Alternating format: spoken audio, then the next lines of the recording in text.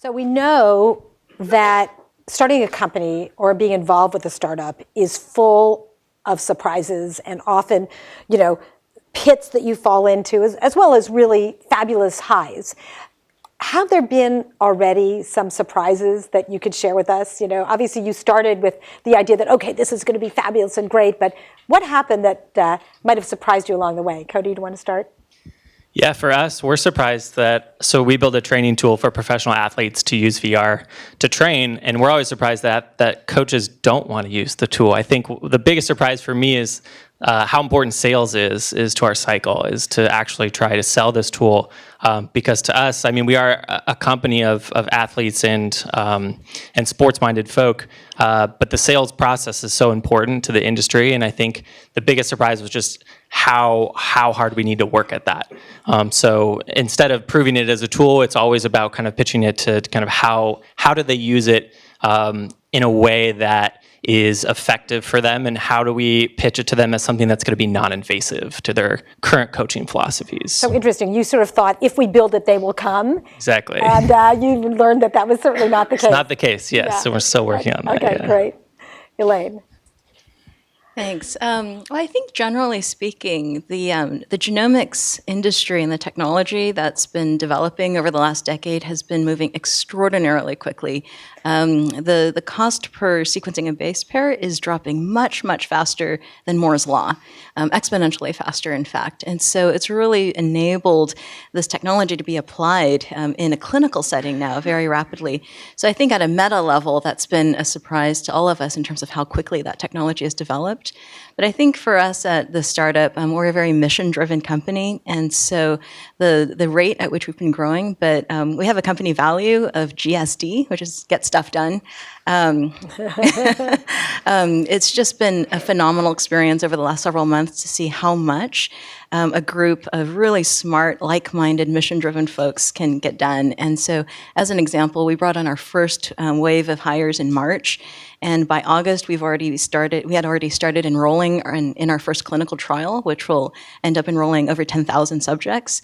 And just the pace at which that has happened is pretty unprecedented in the oncology space. And so that's been a very pleasing surprise for all of us. Great, so a good surprise.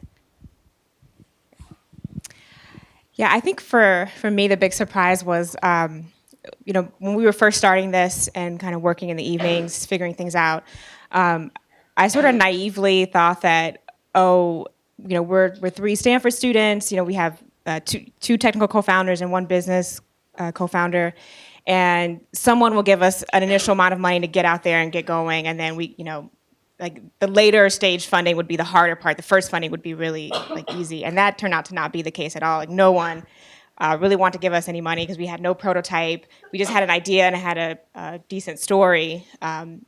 And so what we had to do was end up getting government funding to build our initial prototype. And in general, we've had to diversify the streams in which we've raised money. So we've also looked at philanthropy and family offices and kind of to get us to the stage where we would be attractive to venture funding at a later point. We're still not there yet. We're bringing in angel investors and that type of thing, but we're not quite ready for venture capital funding.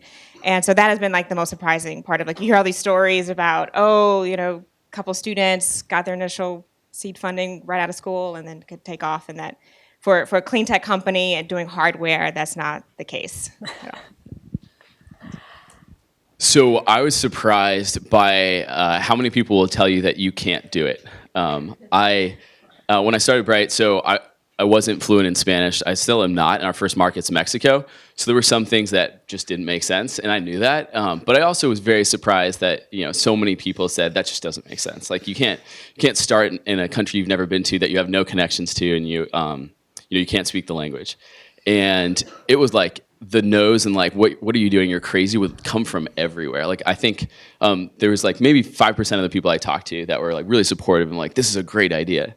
But it's kind of I don't know if anyone who here has signed up for a race that they thought was a crazy race, but then because they signed up, they just did it. That's how it works. And it's kind of the same with entrepreneurship and startups. You kind of just have to sign up, make the leap, and then On the opposite side of the coin, I was surprised by how much you can figure out if you just do that. I flew to Mexico for the first time when I was starting Bright, and the power of the Stanford network, I reached out to Stanford alumni in Mexico, and someone I had never met, I ended up staying with, and my flight was late, so I ended up getting there at midnight. He was asleep. It was a very awkward interaction when I was blowing up the air mattress to sleep on his floor, and that's like, it's a crazy start, but like, that was my first connection in Mexico, and then it just grew from there. And yeah, it was crazy and it didn't make any sense. But kind of signing up for it is like the most important step that you can take, and you'll test your limits, but you will succeed far more than you think you're capable of. And it'll only happen if you sign up.